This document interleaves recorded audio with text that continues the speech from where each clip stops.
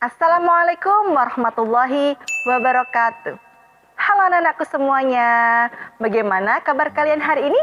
Semoga selalu dalam keadaan baik dan sehat ya. Hari ini bertemu lagi dengan Bu Ella di video pembelajaran ilmu pengetahuan sosial. Dalam video kali ini, Bu Ella masih membahas di bab 1, yaitu tentang manusia, tempat, dan lingkungan, dengan subbab materi potensi kemaritiman Indonesia. Sebelum kita belajar, marilah kita melihat sumber belajar dan tujuan pembelajaran kita pada video kali ini. Sumber belajar yang Ibu pakai yaitu yang pertama, buku IPS BSE kelas 7, yang kedua, buku bahan ajar dari MGMB kelas 7 dan sumber lainnya. Tujuan pembelajaran pada video kali ini bisa dilihat di sini ya teman-teman.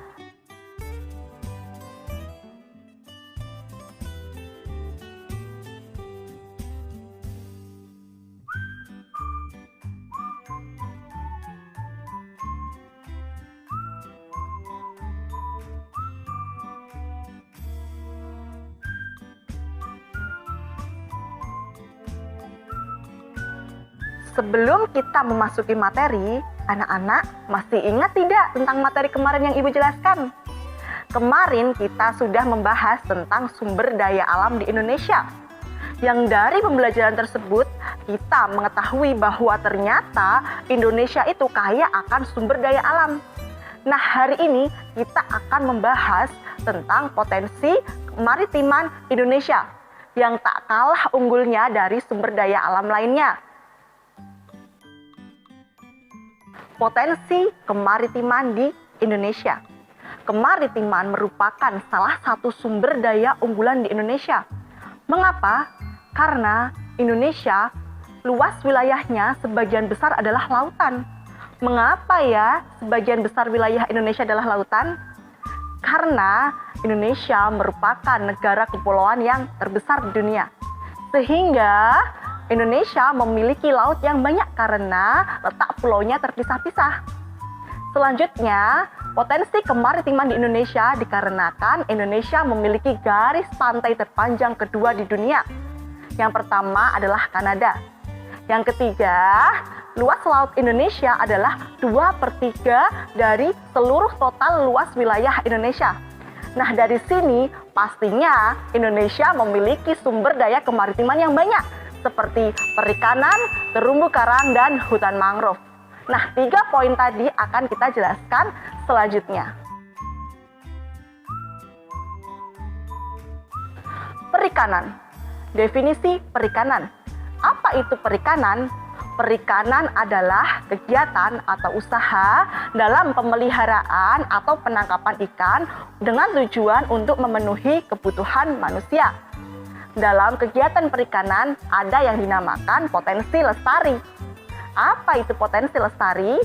Potensi lestari adalah penangkapan ikan dengan masih memperhatikan regenerasi ikan tersebut. Sehingga dalam kegiatan penangkapan ikan ini ada aturan internasional yang mengharuskan seberapa banyak kita bisa mengambil ikan dengan melihat potensi lestarinya. Dalam aturan internasional ada aturan 80% kita bisa mengambil ikan-ikan di laut. Nah, Indonesia belum memaksimalkan jumlah itu teman-teman. Sehingga kita masih ada banyak kesempatan untuk mengambil ikan dengan memperhatikan potensi lestarinya. Nah, teman-teman, kita akan mempelajari 2 tipe ikan di laut yang ada di Indonesia. Ada 2 tipe. Yang pertama, ikan tipe Asia. Berbentuk lebar, warnanya sesuai dengan warna air dan hidup di sebelah barat Selat Makassar. Misalnya, ikan kembung, kemudian ikan bawal. Yang kedua adalah ikan tipe Australia. Berbentuk bulat panjang, sesuai untuk hidup di laut bebas dan dalam. Ikan-ikan ini hidup di timur Selat Makassar. Contohnya adalah ikan tongkol. Selanjutnya kita akan membahas tentang pelabuhan perikanan di Indonesia. Yang pertama yaitu pelabuhan di perairan Selat Malaka. berpusat di bagan si api-api yang menjadi pelabuhan terbesar. Kemudian ada juga di Bengkalis. Yang kedua, perairan Laut Jawa. Ada pelabuhan Banten, Cirebon, Semarang, dan Banjarmasin. Yang ketiga, perairan Selat Bali, berpusat di Muncar sebagai pelabuhan perikanan terbesar kedua. Kemudian yang terakhir, perairan di Indonesia bagian timur. Terdapat kota pelabuhan Makassar, Air Tambang, Ambon, dan lain-lain. Selanjutnya kita akan membahas potensi kemaritiman yang kedua, yaitu terumbu karang. Apa itu terumbu karang? Terumbu karang adalah bangunan ribuan karang yang menjadi tempat hidup berbagai ikan dan makhluk laut lainnya. Coba teman-teman bayangkan, terumbu karang adalah sebuah kota yang sangat sibuk dengan ikan dan makhluk laut sebagai penghuninya. Wow, sungguh sangat mengasyikan. Jika teman-teman pengen lihat tentang terumbu karang, teman-teman bisa searching di YouTube dan mencari seperti Taman Laut Bunaken. Nanti teman-teman bisa lihat terumbu karang dan ikan-ikan yang ada di dalamnya. Kalau kita lihat, karang itu seperti batuan atau tanaman kan? Tapi sebenarnya karang adalah hewan kecil yang dinamakan dengan polip. Ada dua jenis karang, yaitu karang batu dan karang lunak. Nah, yang membentuk terumbu karang adalah karang-karang berjenis karang batu, karena tubuhnya yang keras seperti batu. Karang batu hanya hidup di perairan yang dangkal dan masih terdapat sinar matahari, sedangkan karang lunak bisa hidup di laut yang dalam. Untuk membentuk terumbu karang dibutuhkan waktu ribuan tahun lamanya, sekitar 5.000 sampai 10.000 tahun, sehingga bisa dikatakan ekosistem terumbu karang termasuk ekosistem yang tertua di dunia. Mari kita pelajari terumbu karang di Indonesia. Indonesia memiliki terumbu karang yang terluas di dunia. Luasnya 200.804.300 km persegi. Indonesia juga memiliki keanekaragaman hayati terumbu karang tertinggi di dunia. Terdapat 2.500 ikan, 590 karang, 2.500 moluska, dan 1.500 jenis udang-udangan. Wow, banyak sekali ya. Maka dari itu kita harus menjaga nih terumbu karang yang ada di Indonesia. Karena terumbu karang itu banyak sekali manfaatnya. Apa saja ya manfaat terumbu karang? Ternyata terumbu karang ini besar manfaatnya loh. Nanti saya akan menjelaskan berbagai manfaat dari segi-segi lainnya. Yang pertama, manfaat dari segi ekonomi. Sebagai sumber makanan, obat-obatan, dan objek wisata bahari. Manfaat ekologis, mengurangi hempasan gelombang pantai. Kemudian ada manfaat sosial ekonomi, yaitu sumber perikanan yang dapat meningkatkan pendapatan nelayan atau masyarakat sekitar. Selain manfaat tadi, ekosistem terumbu karang juga merupakan laboratorium alam yang sangat unik untuk berbagai kegiatan penelitian yang dapat mengungkapkan penemuan yang berguna bagi kehidupan manusia. Seperti misalnya, dalam terumbu karang ada bahan bioaktif yang dapat dijadikan obat-obatan kanker. Nah, fungsi lain ekosistem terumbu karang yaitu bisa menjadi perlindungan bagi properti yang ada di laut agar bisa melindungi dari pengikisan. Nah, tetapi anak-anak, terumbu karang adalah ekosistem yang mudah rusak.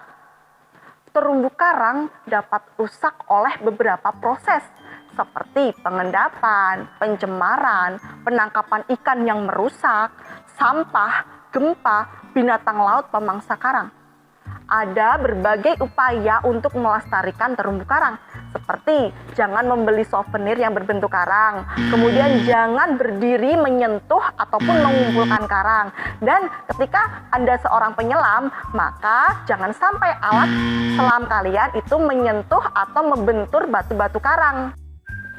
Selanjutnya, kita akan membahas potensi kemaritiman yang ketiga, yaitu hutan mangrove. Apa itu hutan mangrove? Hutan mangrove itu disebut juga hutan bakau. Hutan mangrove adalah hutan yang berada di daerah pasang surut air laut. Hutan mangrove memiliki beberapa fungsi. Yang pertama, fungsi ekonomi, yaitu bisa menjadi nilai ekonomis dari kayu dan binatang yang ada di dalamnya. Kemudian fungsi ekologis, hutan mangrove bisa menjadi tempat berlindung binatang laut, mencari makan dan berkembang biak, serta melindungi pantai dari abrasi laut. Hutan mangrove tersebar di berbagai tempat, seperti pesisir sebelah barat Pulau Sumatera, pantai utara Pulau Jawa, sepanjang pesisir Pulau Kalimantan, pesisir Pulau Sulawesi, pesisir sebelah selatan Pulau Papua. Hutan mangrove di Indonesia itu tersebar secara tidak merata, dan hutan mangrove terbesar ada di Papua. Nah, itu tadi pembelajaran kita tentang potensi kemaritiman Indonesia. Kesimpulannya yaitu Indonesia memiliki potensi kemaritiman yang beragam dan besar, seperti perikanan, terumbu karang, dan hutan mangrove yang mampu mendatangkan manfaat baik untuk ekonomi maupun untuk segi ekologis. Nah, jika teman-teman ingin mempelajari, teman-teman silahkan mencari sumber-sumber lainnya, lalu kita lanjutkan di diskusi Edmodo. Nanti teman-teman bisa bertanya ataupun ingin bercerita tentang apa yang teman-teman tahu tentang potensi kemaritiman di Indonesia. Cukup sekian tentang video pembelajaran kali ini. Semoga bisa membawa manfaat untuk anak-anakku semuanya. Bila ada pertanyaan, bisa didiskusikan melalui Edmodo ya. Selamat berjumpa kembali di video pembelajaran ilmu pengetahuan sosial selanjutnya. Wassalamualaikum warahmatullahi wabarakatuh.